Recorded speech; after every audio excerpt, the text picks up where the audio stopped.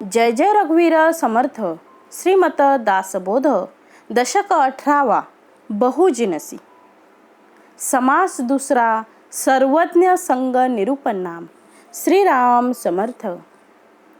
नेनपणे झाले ते झाले, झाले ते होऊन गेले, जाणतेपणे वर्तले पाहिजे नेमस्त। सर्वज्ञ संग निरूपण नाम या समासामध्ये श्री समर्थांनी सर्वज्ञाची आपण कास धरा असा आग्रह धरलेला आहे। ज्याला कळते त्याच्याकडे जाऊन शिका, ज्याला वळलं त्याचे पाय धरा, म्हणून जाणत्याची संगती धरावी असं समर्थ या समासात विशेष करून सांगत आहेत। श्री समर्थ त्यांच्या शब्दात काय म्हणतायत ते आपण आता पुढे श्रवण करू। समर्थ म्हणतायत, नेनपणे झाले ते झाले, झाले ते होऊन गेले, जाणतेपणे वर्तले पाहिजे नेमस्त। झाले ते होऊन गेले, मी आजपर्यंत काही केलं नाही। काही लोकांना असं वाटतं की मी आजपर्यंत काहीच केलं नाही हो, एवढं आयुष्य माझं निघून गेलं, माझ्याकडून काहीच घडलं नाही। ते लोक नाराज होऊन बसतात, त्यांच्यामध्ये एक न्यूनगंडत्व निर्माण होते। समर्थ म्हणतात, गेल्याची काय चिंता करता, आता जो काळ राहिलेला आहे तोही काही कमी नाही आहे। माणसाच्या जीवनाचा उद्धार होण्यासाठी खूप काळ लागतो असं अजिबात नाही, तो एका क्षणामध्ये आपला उद्धार होणार आहे। जशी गंगा ही सागराला मिळण्यासाठी, ती सागर रूप होण्यासाठी कितीसा वेळ लागतो सांगा बरं। ज्या क्षणी ती गंगा सागराला मिळते त्याच क्षणी ती सागरूप होते। त्याप्रमाणे या जीवाला परमात्म्यामध्ये विलीन करण्यासाठी कितीसा वेळ लागणार आहे हो। ज्या क्षणी तो विलीन होईल त्याप्रमाणे तो परमात्मा होऊन जाणार आहे। म्हणून आमचा जीव परमात्मा स्वरूप आहे, ते जाणण्यासाठी फार काळाची गरज नाही। मग जे झालं आहे आजपर्यंत आम्ही करायला पाहिजे होतं ते नाही केलं आहे, किती वेळ तेच तेच तेच सांगणार। म्हणून रडत बसण्यापेक्षा जो वेळ आमच्या हातात आहे, समर्थ म्हणतात, जो वेळ गेलेला नाही, जो आमच्या हातात आहे त्याचा सदुपयोग करता आला पाहिजे। माणसं म्हणतात, इतके दिवस आम्ही काही केलं नाही, आता तरी करून काय फायदा, जाऊ दे, आता काहीच करायचं नाही। आता माझ्याकडनं काय होणार आहे, डोळ्यांनी दिसत नाही, कानाने ऐकू येत नाही, पायाने चालवत नाही, मुखाने बोलवत नाही, आता आमच्याकडनं काय होणार आहे, थकल्या काळात काय होणार आहे, आता तरी आम्ही तीर्थाटन करू शकणार आहे का आम्ही आता उभं राहून कीर्तन करू शकणार आहे, आम्ही काय लोकांना मार्गदर्शन करू शकणार आहे का, आम्ही काय आता ग्रंथ वाचू शकणार आहे का। नाना प्रकारचे कुठले तरी त्यांच्या मनामध्ये न्यूनगंडत्व असते। समर्थ म्हणतात, तो सगळ्या न्यूनगंडत्वाचा भाग बाजूला टाका। आणि पुढे म्हटले समर्थाने, झाले नेनपणे झाले ते झालं, न कळल्यामुळे झालं, अजाणत्यामुळे झालं, झालं ते आता होऊ द्या। आता तुम्हाला जाग आले ना, मग ज्या क्षणाला तुम्हाला जाग आली त्या क्षणापासून खरे जागे व्हा। त्यामुळे समर्थाने पुढे म्हटले, झाले ते होऊन गेले, जाणतेपणे वर्तले पाहिजे नेमस्त। आता आजपासून तरी जाणतेपणाने वागा। काही लोकांना अशाच प्रकारचे फ्रस्ट्रेशन असते, अरे बाबा तुला घडलं नाही तर कळलं असेल, तर आतापासून घडलं नाही ना, मग त्याची कशाला काळजी करतोय? आतापासून तू सुरुवात कर, तरी पण प्राप्त होईल तुला. लोकांना आळस करायचा असेल तर त्याला नाना प्रकारच्या युक्त्या प्रयुक्त्या करता येतात. आता शेवटच्या, मी काही कमवलं नाही, आयुष्यभर नोकरी केली पण काही कमवलं नाही, आता शेवटच्या 5 वर्षात काय होणार आहे? त्यावर अशीच एक गोष्ट सांगताय का. 3 मित्र अमेरिकेला गेले, विदेशामध्ये फिरण्याच्या निमित्ताने गेले. त्यातला एक मित्र तिथे 2 वर्ष राहणार होता, आता राहिले 2. दुसरा मित्र 6 महिने राहणार होता आणि तिसरा जो होता तो 15 दिवस राहणार होता. पण ते तिन्ही बरोबरच गेले. आता ज्याला तिथे 2 वर्ष राहायचे होते त्याच्या मनात आलं की आपल्याला या ठिकाणच्या सगळ्या गोष्टी पाहायच्या आहेत. हा विदेश आहे ना, इथे सगळ्या गोष्टी आपल्याला पाहून घ्यायच्या आहेत. म्हणून त्याने विचार केला की 2 वर्ष आपल्या हातात आहेत. किती? 2 वर्ष. एवढा मोठा काळ आपल्याकडे आहे, काय गडबड आहे पाहायची? आज नाही उद्या पाहू निवांत. पण दुसरा जो मित्र होता तो म्हणाला आपल्याजवळ तेवढा वेळ नाही, आपण काही पाहिलं पाहिजे. कारण त्याच्या हातात 6च महिने होते. त्यामुळे 6 महिने काही थोडा वेळ आहे का?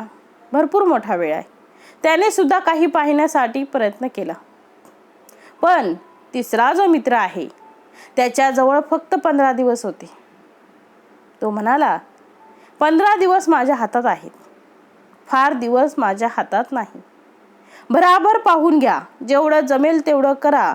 जेव्हा तिन्ही मित्रांची मुलाखत घेण्यात आली तेव्हा तिन्ही मित्रांना विचारलं की तुम्ही ज्या ठिकाणी गेले तो भाग तुम्ही कितीसा पाहिला? त्यावर 2 वर्ष राहणारा म्हणाला की मी 10% पाहिली. अमेरिका मी किती? 10% पाहिली. दुसऱ्याला विचारलं की तू किती पाहिली बाबा? तो म्हणाला, म्हणजे 6 महिने राहणारा जो होता त्याने त्याच्यापेक्षा जास्त सांगितली, म्हणजे 25% सांगितली, 15% जास्त बघितली.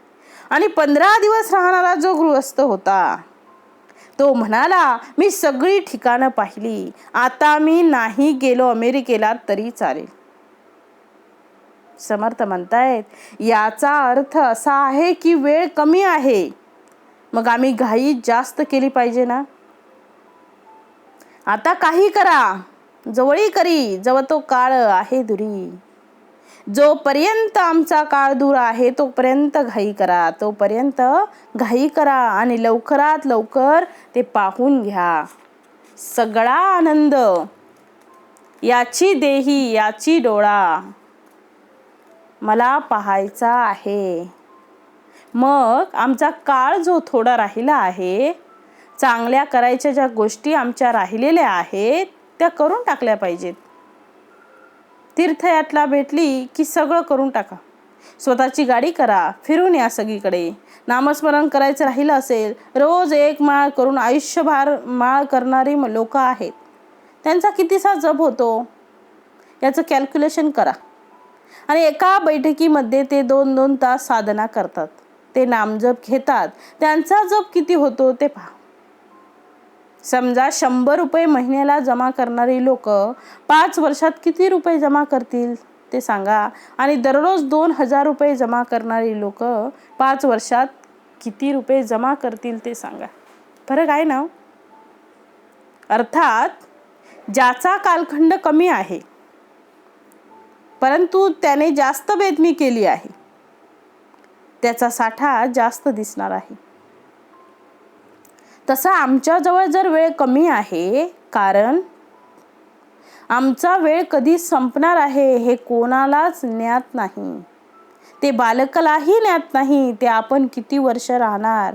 ते तरुणालाही सांगता येणार नाही की मी किती वर्ष राहणार आहे. आणि ते म्हाताऱ्यालाही सांगू येत नाही की म्हातारी माणसं कायम राहतात आणि तरुण लोक निघून जातात. म्हणून समर्थ म्हणतात की यमयातनेचा झोला कळणे कठीण आहे.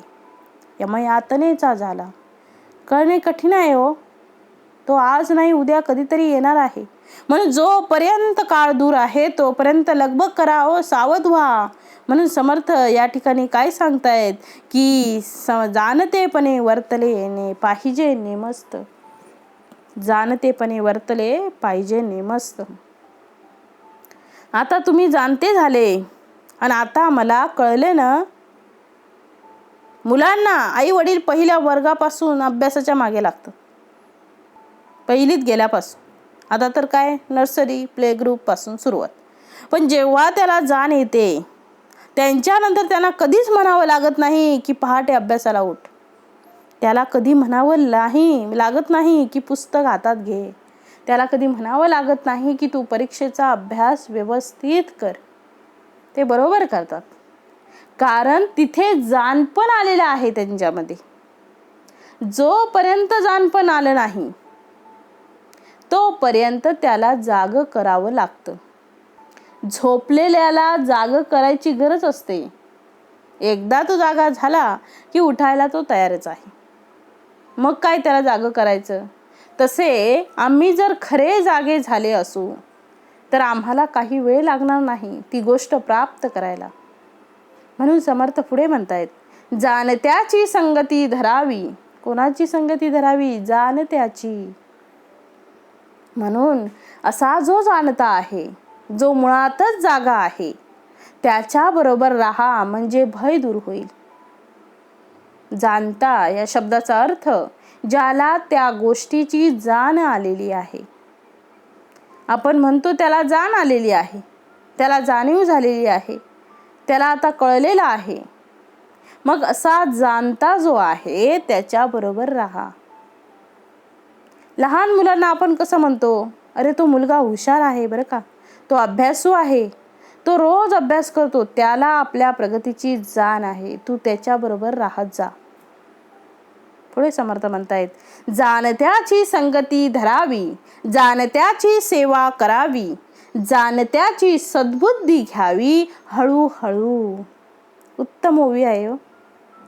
अशा प्रकारे जे खरे शहाणे लोक आहेत, जे जाणते लोक आहेत, अशा लोकांची समर्थ संगती धरायला सांगतायत.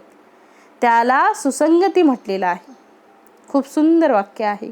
सुसंगती सदा घडो, सृजन वाक्य कानी पडो. दुसरं काय हो जीवनामध्ये? या दोनच गोष्टी आपण खऱ्या अर्थाने केल्या तर बाकी काय करायचं काम नाही. सुसंगती सदा घडो आणि सृजन वाक्य कानी पडो. संगती चांगली घडली की त्याच्याबरोबर राहून राहून आपल्या कानावर चांगल्या गोष्टी आपोआपच पडत असतात. जे संतांच्या सोबत राहतात ना, त्यांना काही नाही वाचलं तरी त्यांना संतांच्या चित्राकडे पाहून, त्यांच्या आचरणाकडे पाहून अर्ध्या गोष्टी शिकताच येतात. ते कसे चालतात, कसे बोलतात, कसे वागतात, कसा व्यवहार करतात, कसा जप करतात, कशी पूजा करतात, सगळं मला पाहायला मिळतं. पूजा करत असताना ती फक्त मूर्ती नाही तर तो प्रत्यक्ष परब्रह्म आहे. ते प्रत्यक्ष माझे श्री प्रभू रामचंद्र आहेत असं म्हणून त्यांची पूजा करायची. गंध लावताना सुद्धा अशा प्रकारे गंध लावलं जातं की ते बरोबर त्यांच्या कपाळाला लागेल. आपण मूर्तीला लावतो आहे असं समजून कधी त्यांच्या डोळ्याला लागेल, कधी त्यांच्या नाकावर लागेल. मूर्ती छोटीशी आहे ना हो, तुमचं बोट मोठं आहे, गंध कुठे लागेल याचा काही अंदाज नाही. आपल्याला जर आपल्या डोक्याला गंध लावायचं असेल तर डोक्यालाच लावणार की डोळ्याला लावणार का नाकाला लावणार? जरा लागलं की इकडे तिकडे आम्ही रुमालाने लगेच पुसून टाकतो, बरोबर की नाही? आम्ही आमची किती काळजी घेतो, तशी भगवंताची घेतो, तशी घेता आली पाहिजे असं समर्थ म्हणतायत. थंडीचे दिवस आहेत, आता गरम पाणी करून देवाला वाहतात. हिवाळ्यामध्ये पावसामध्ये सुद्धा थंडी वाजते ना. उष्णोदक समर्पयामी. आता ते गमतीने करतात का मला माहीत नाही, पण ते उष्णोदक समर्पयामी जेव्हा म्हटले जाते तेव्हा भटजी सांगतात तेव्हा यांच्याजवळ गरम पाणी तयार नसते, मग गडबड असते. मग पळीमध्येच पाणी धरायचं आणि दिव्यावर, पळीमध्ये पाणी घ्यायचं आणि दिव्यावर धरायचं. आणि उष्णोदक म्हणून भगवंताच्या डोक्यावर टाकायचं. असं जर आपल्या डोक्यावर जर थंडीच्या दिवसात पाणी टाकलं तर तुम्ही म्हणाल मला थंडी भरेल, सर्दी होईल, खोकला होईल. मग तुम्ही तुमची काळजी जशी घेताना तशी भगवंताची सुद्धा तेवढी काळजी आत्मीयतेने घेता आली पाहिजे. हे कोणाबरोबर राहिलं तर तुम्हाला शिकता येणार आहे, तर ते जाणत्याबरोबर राहिलं तर शिकता येणार आहे. मी माझ्या घरामध्ये मी माझ्या प्रिय व्यक्तीचे किंवा प्रियतम असलेल्या व्यक्तीची जेवढी काळजी घेतो, समर्थ म्हणतात तेवढीच काळजी भगवंताची काळजी आपण घेतली पाहिजे. माणसाला प्राणापेक्षा काही प्रिय नाही, बरोबर की नाही? मग तेवढीच काळजी भगवंताची घेतली पाहिजे. मला थंडी वाजते, मी स्वेटर घातले, थंडीच्या दिवसात मला गरम पाणी पिलं पाहिजे, देवालाही गरम पाणी दिलं पाहिजे. उन्हाळ्याच्या दिवसात आम्हाला कूलर लागतो, देवाला पंखा सुद्धा बंद करून ठेवायचा का? आम्ही काळजी घेतो भगवंताची, कारण तो आहे म्हणून सगळं विश्व आहे, सगळं आपलं चलित आहे, आपण चलित आहे. आणि तो नाही तर काहीच नाही हो. नाम आणि रूप या सगळा मायेचा खेळ आहे. पण नाव आणि रूप जर काढून टाकलं तर तो भगवंत सर्वत्र आहे याची प्रचिती आम्हाला येईल. म्हणून समर्थ हे म्हणतात की जाणत्याबरोबर राहा. मग तो जाणता नाना प्रकारच्या गुणांनी नटला आहे. मग तो जाणता कोण आहे? तर तो जाणता प्रत्यक्ष भगवंत आहे हो. मग तो कोणत्या रूपाने प्रगट झालेला आहे ते मला विचारू नका. ते तुम्ही तुमचा अनुभव घ्या. तुमच्या डोळ्यासमोर तो आईच्या रूपाने प्रगट झाला, तो तुमच्या समोर वडिलांच्या रूपाने प्रगट झाला. कोण? भगवंत. तो तुमच्या समोर तुमच्या गुरुच्या रूपाने प्रगट झाला, तो तुमच्या जवळ तुमच्या मित्राच्या रूपाने प्रगट झाला, तो तुमच्या समोर तुमच्या पतीच्या रूपाने प्रगट झाला, तो तुमच्या समोर तुमच्या बहिणीच्या रूपाने प्रगट झाला. कोणत्या रूपाने तो प्रगट झाला ते मी सांगू शकणार नाही, पण त्याचे जर चांगले गुण असतील तर ते तुम्ही घेतले पाहिजेत. म्हणून समर्थ म्हणतात तुम्ही जाणत्याची संगती धरा, कारण तो जाणता आहे, कारण तो अंतरात्मा तो एकच आहे. मात्र रूप त्याची मात्र उपाधी धारण केल्यामुळे, ते रूप धारण केल्यामुळे तो वेगवेगळा आहे. तो स्त्री असेल, तो कधी पुरुष असेल, पण आतमध्ये असतो तो परमात्मा हा एकच आहे. तो लहान असेल किंवा मोठा असेल, पण तो परमात्माच आहे ना. तो आई असेल, तो वडील असेल, पण तो शेवटी परमात्माच आहे. तो भाऊ असेल किंवा तो बहीण असेल, पण तो परमात्माच आहे. मित्र असेल, मैत्रीण असेल, पण तो परमात्माच आहे हो.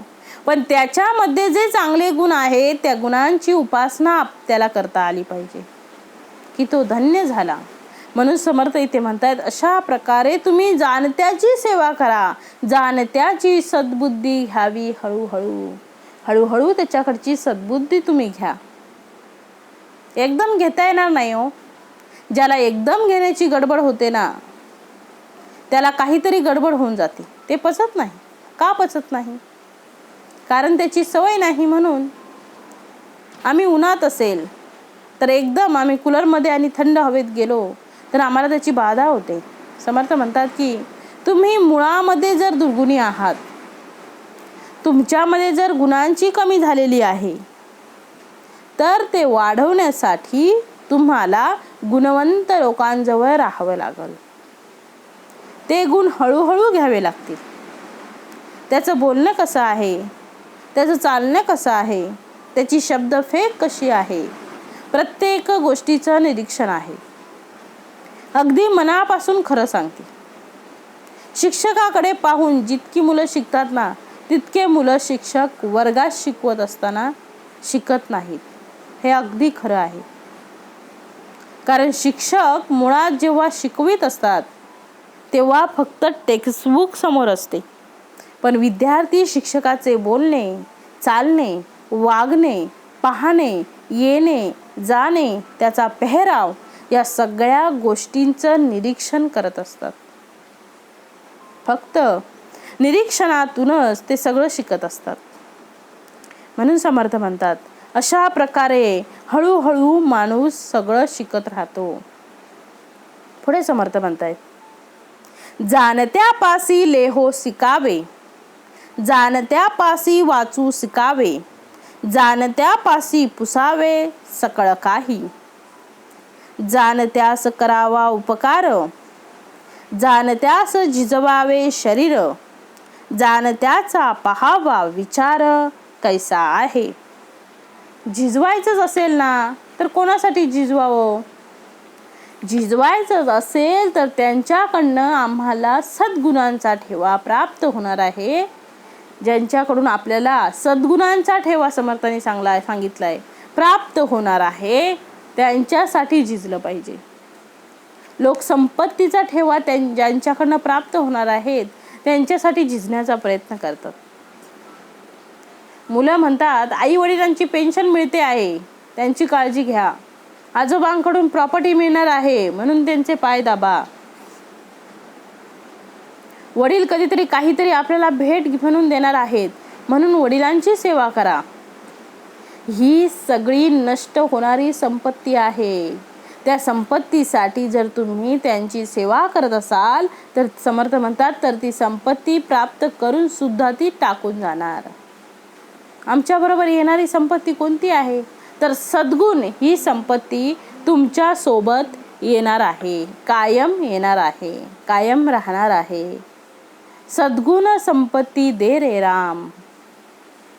सद्गुण संपत्ती श्रीरामांकडे मागायची आहे. सद्गुण संपत्ती दे रे राम. मग ही संपत्ती ज्या लोकांकडनं मिळते, मग ती आई असेल, मग ते आपले वडील असतील, आपले गुरु असतील, बंधू असतील, मित्र असतील, बहिणी असतील, त्या लोकांची आपण काळजी घेतली पाहिजे. म्हणून समर्थ म्हणतात, त्यांच्यासाठी शरीर झिजवा, त्यांची काळजी घ्या, त्यांच्याकडनं लिहायला शिका, वागणं शिका, बोलणं शिका. ते उपकार कसे करतात त्याप्रमाणे तुम्ही उपकार करणंही शिका. काही काही लोकांचं लिखाण इतकं सुंदर असतं ना की पहिले अक्षर काढिले, ग्रंथ संपेतो पाहत गेले, एका टाकीचे लिहिले ऐसे वाटले. खूप छान हो, मन प्रसन्न होतं. मोत्यासारखं अक्षर असतं. एकच अक्षर एकच सारखं मोत्याचे दाणे जसे पसरतात तसे लाईन मध्ये असतात, पण त्याला मेहनत घ्यावी लागते. तुम्हाला जितके उत्तम गुण दिसतात ते सगळे श्री प्रभू रामचंद्रांचेच गुण आहेत. तो परमात्माच आहे. तो परमात्मा तिथं नटलेला आहे. बाकी त्याच्यातल्या गोष्टी सोडून द्या. तुम्हाला काय पाहिजे तेवढं घ्या. आंब्यामध्ये असलेला हा रस जर तुम्हाला सेवन करायचा असेल तर त्यातली आतली जी कोय आहे ती कशीही असू द्या, आम्हाला आंब्यातील रस सेवायचा आहे, तो गुण घ्यायचा आहे. तो गुण त्याच्याकडून घेण्यासाठी आम्ही त्याचे पाय धरले पाहिजेत, कारण तो परमात्मा आहे तिथे. आणि बाकी सगळं जे रूप आहे ते सगळं रूप ही माया आहे. म्हणून समर्थ म्हणतायत, त्याची संगती धरावी. जाणत्याचे संगतीने भजावे, जाणत्याचे संगतीने झिजावे, जाणत्याचे संगतीने रिझावे, विवर विवरो. जाणत्यापासी गावे गाणे. आता सांगितलंय समर्थांनी, गाणं सुद्धा गायचं असेल तर कोणापाशी हो? त्या जाणत्यापासी गा. जाणत्यापासी वाजवणे. वाजवायचं असेल तबला, पेटी, तर ते कोणापाशी वाजवा? जाणत्यापासी. नाना आळाप शिकणे, जाणत्यापासी. आळाप शिकायचे असेल जाणत्यापाशीच जा. सगळ्या प्रकारचे आळाप तो शिकू शकतो. जाणत्याचे कासेसी लागावे, जाणत्याचे औषध घ्यावे, जाणता सांगेल ते करावे पथ्य आदी. अशा प्रकारे जाणता जे जे सांगेल ते ते करा. जाणत्यापासी परीक्षा शिकणे, जाणत्यापासी तालीम करणे. तालीम म्हणजे कुस्ती खेळणे. जाणत्यापासी पोहणे, अभ्यासावे. प्रत्येक जागा समर्थांनी सांगितलेली आहे. या जगामध्ये ज्या उत्तम गुणांच्या ज्या गोष्टी सांगितल्या आहेत त्या सगळ्या गुणांसाठी तुम्ही जाणत्याच्या मागे लागा. जाणता जर माहीत झाला तर काही करायचं काम नाही.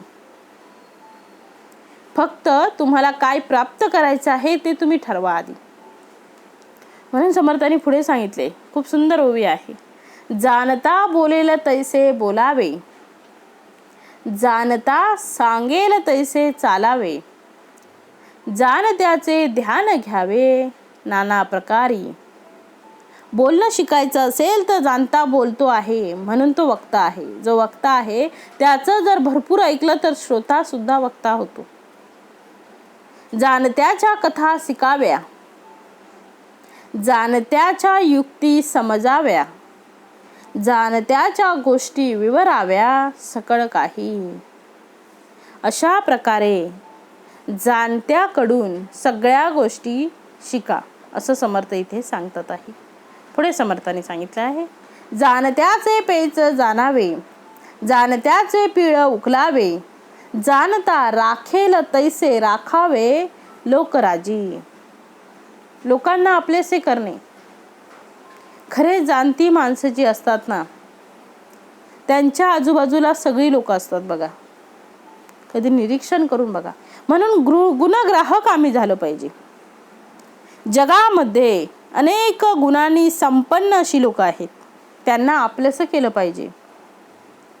आणि तुम्ही गुणसंपन्न झाले की मधावर जशा सगळ्या माशा बसतात त्याप्रमाणे सगळे लोक तुमच्या भेटीसाठी येतील आणि तुमची कास धरतील.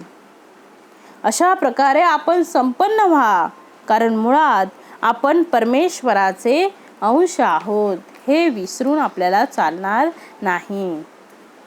पुढे समर्थ म्हणतायत, जाणत्याचे जाणावे प्रसंग, जाणत्याचे घ्यावे रंग, जाणत्याचे स्फूर्तीचे तरंग अभ्यासावे, जाणत्याचा साक्षेप घ्यावा, जाणत्याचा तर्क जाणावा, जाणत्याचा उल्लेख समजावा न बोलताची, जाणत्याचे धूर्तपण, जाणत्याचे राजकारण, जाणत्याचे निरूपण ऐकत जावे. श्री समर्थांनी जाणत्याचा आधी आम्ही आदर करावा व सगळ्या गोष्टी आम्ही जाणत्याकडून शिकाव्यात. जाणत्याचा प्रसंग, जाणत्याचा रंग, जाणत्याचा तरंग आम्ही अभ्यासला पाहिजे.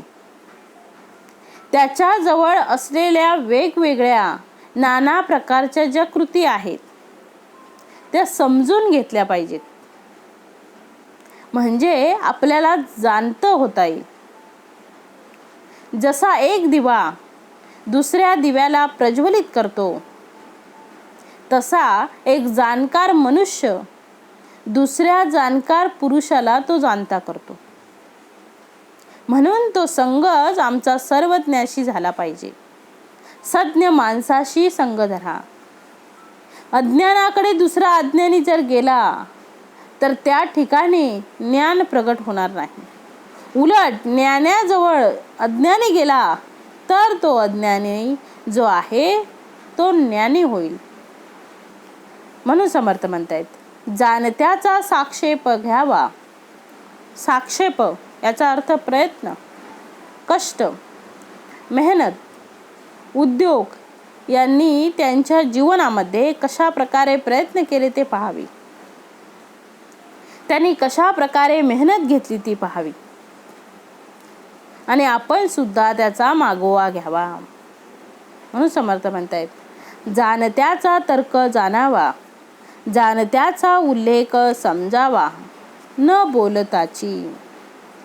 बराचदा बोलण्याची गरज नाही, सांगायची गरज नाही. त्याच्यासोबत राहिल्यानंतर आपोआप सगळ्याला अनुभव येतात.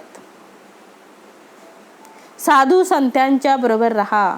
ते जाणते आहेत, ते सर्वज्ञ आहेत. त्यांच्याजवळ असलेले जे गुण आहेत तो आपल्याला न बोलता कळू लागेल. म्हणून समर्थ म्हणतायत, जाणत्याचे धूर्तपण, जाणत्याचे राजकारण, जाण त्याचे निरूपण ऐकत जावे. ते धूर्तपण असेल. धूर्तपण म्हणजे वाईट नाही, वाईट नाही आहे, चातुर्य वाईट नाही आहे, ते तुमच्या हिताचंच आहे.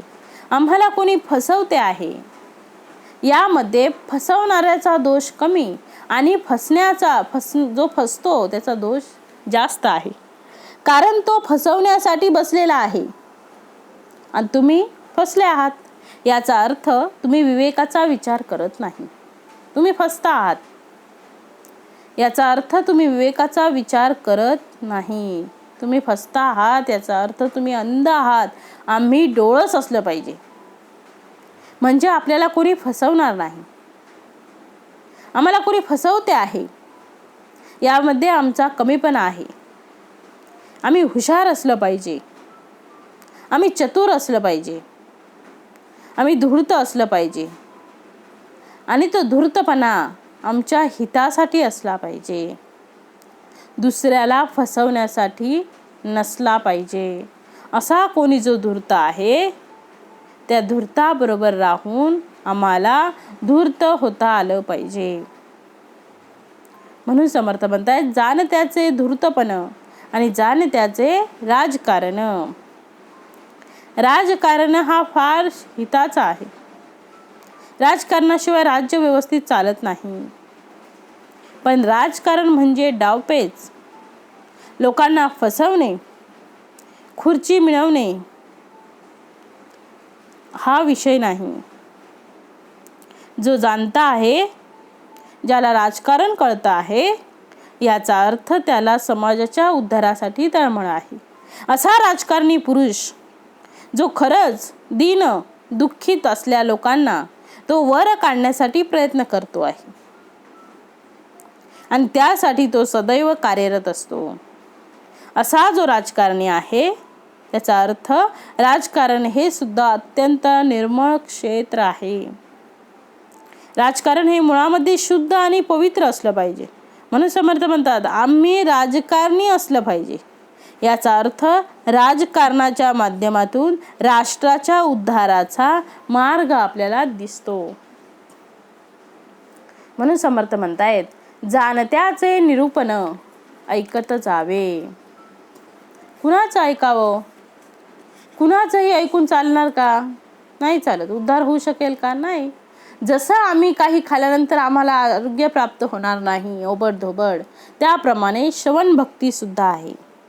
ती करत असताना सुद्धा आम्ही कोणाकडनं ऐकावं, या गोष्टीला फार महत्त्व दिलेलं आहे. सगळ्या साधू संतांनी गुरुमुख श्रवणाला महत्त्व दिलं आहे. सगळ्या सत्पुरुषांनी साधू संतांच्या निरूपणाला महत्त्व दिलेलं आहे. जे लोक सगळ्यांच्या कल्याणाचा विचार करणारे आहेत, त्या लोकांचं जर आम्ही ऐकलं तर ते कुठल्याही स्वार्थाने ते बोलत नसतात आणि तो केलेला गोड आमच्या जीवनाला मार्गदर्शक ठरतो. असं निरूपण तुम्ही ऐका, अशी बोधवचनं तुम्ही ऐका, जेणेकरून आमचं चित्त, आमचं मन, आमचं जीवन सर्वांगाने सुंदर होईल, उत्तम होईल. म्हणून समर्थ इथे म्हणतात आहे, जाणत्याची कवित्वे शिकावी, गद्ये पद्ये ओळखावी, माधुर्य वचने समजावी, अंतर्यामी. काव्य करा. 64 ज्या कला आहेत, त्या 64 कलामध्ये काव्य ही एक कला आहे. म्हणून समर्थांनी एवढे काव्य केल्यानंतर प्रासादिक हे काव्य जन्माला येते. म्हणून समर्थ म्हणतायत, जो जाणता आहे त्याच्याकडे काव्य शिकलं पाहिजे. इतके सुंदर काव्य आपल्या पूर्वजांनी करून ठेवलेलं आहे. ते जर वाचले तर आपली मती गुंग होईल. समर्थ म्हणतात, गद्य असेल, पद्य असेल, ते ओळखावं. चांगली वचनं, चांगली मधुर वचनं आम्ही आमच्या मनामध्ये ती कोरून ठेवली पाहिजेत. ते आपल्याजवळ टिकून ठेवली पाहिजेत. ते नुसतं पाठ करून चालणार नाही, पाठ करून ती अंमलात आणली पाहिजेत. म्हणून आमच्या वाणीला तशा प्रकारची धार येईल. वृत्त, अलंकार, गद्य, पद्य, वेगवेगळे प्रकारचे दृष्टांत, वेगवेगळ्या प्रकारच्या शब्दरचना, या सगळ्या गोष्टी या काव्याला सौंदर्य प्रदान करतात. अर्थात ते अलंकारच आहेत. म्हणून मराठी काव्यामध्ये जे वेगवेगळे अलंकार आहेत त्या अलंकारांना अलंकार का म्हणतात ते अलंकार ऐकल्यानंतर कळतात. पुढे समर्थ म्हणतात, जाणत्याचे पहावे प्रबंध, जाणत्याचे वचन भेद, जाणत्याचे नाना संवाद बरे शोधावे, जाणत्याची तीक्ष्णता, जाणत्याची तीक्ष्णता, जाणत्याची सहिष्णुता, जाणत्याची उदारता समजून घ्यावी, जाणत्याची नाना कल्पना, जाणत्याची दीर्घ सूचना, जाणत्याची विवंचना समजून घ्यावी. नाना प्रकारच्या कल्पना, दीर्घ सूचना म्हणजे दूरदर्शीपणा. दीर्घ सूचना म्हणजे पुढे काय होणार आहे याची आज आम्हाला कल्पना असते. तसं आमच्याकडे कोणी पाहुणे येणार आहेत तर त्याची तयारी आम्ही जशी आदल्या दिवशीपासून करतो, तसं 1 वर्षाने माझी परीक्षा आहे, आमची परीक्षा आहे, मग मुलं पहिल्या दिवसापासून अभ्यास करायला सुरुवात करतात. घरी लग्न प्रसंग आहे, त्याची ही तयारी आधीपासूनच केली जाते, वेळेवर करून चालत नाही. समर्थ त्याला दीर्घ सूचना म्हणतात. ती दीर्घ सूचना जाणत्याकडनं शिकली पाहिजे. कुठल्या प्रसंगी कुठल्या गोष्टी केल्या पाहिजेत. समर्थ म्हणतात, जाणत्याचा काळ सार्थक, जाणत्याचा अध्यात्म विवेक, जाणत्याचे गुण अनेक अवघेच घ्यावे. जे जे आम्हाला पाहिजे आहे ते त्या महान व्यक्तीकडून ते आपण शिकून घेतले पाहिजेत. शिकून घेतल्याशिवाय ते येणार नाहीत. तर हे महान पुरुष शिकवण्यासाठी पैसे घेत नाहीत. तुमचा वेध आणि तुमची निष्ठा या 2 गोष्टी तुम्हाला सगळ्या जाणत्या गोष्टी, सगळे सद्गुण तुम्हाला बहाल करतात. आम्हाला फक्त वेळ द्यावा लागतो. जो सांगतो आहे किंवा जो शिकवतो आहे त्यांच्यावर आपली मनापासून श्रद्धा असली पाहिजे. जो श्रद्धावान आहे त्याला ते ज्ञान प्राप्त होते. म्हणून समर्थ म्हणतात, जाणत्याचा भक्तिमार्ग, जाणत्याचा वैराग्य योग, जाणत्याचा अवघा प्रसंग समजून घ्यावा, जाणत्याचे पहावे ज्ञान, जाणत्याचे शिकावे ध्यान, जाणत्याचे सूक्ष्म चिन्ह समजून घ्यावे, जाणत्याचे अलिप्तपण, जाणत्याचे विदेह लक्षण, जाणत्याचे ब्रह्मविवरण समजून घ्यावे. भौतिक गोष्टी जशा आम्ही शिकतो जाणत्या पुरुषाकडून, तशा त्या पारलौकिक गोष्टी आहेत. त्या प्राप्तीसाठी असलेले अलिप्तपण आहे. समर्थांनी म्हटलं आहे, अलिप्तपण मज दे रे राम, संगीत गायन मज दे रे राम. या सगळ्या गोष्टीत दे रे राम म्हटलं आहे. समर्थ म्हणतात, तो देणारा राम देणारा आहे. जो आहे तो अंतरात्मा आहे. आणि तो अंतरात्मा कुठे आहे ते त्या पुरुषामध्ये किंवा त्या अधिकारी साधू संतांमध्ये तो अंतरात्मा वास करतो आहे.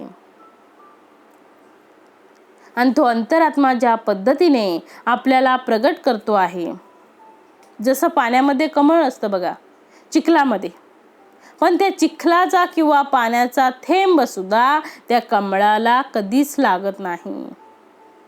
त्याप्रमाणे आम्ही संसारात राहून आम्ही भगवंताशी जोडलेलं असावं. या संसाराचा लेश आमच्या शरीराला लागता कामा नये. आमच्या मन बुद्धीला तो संसार चिकटता कामा नये.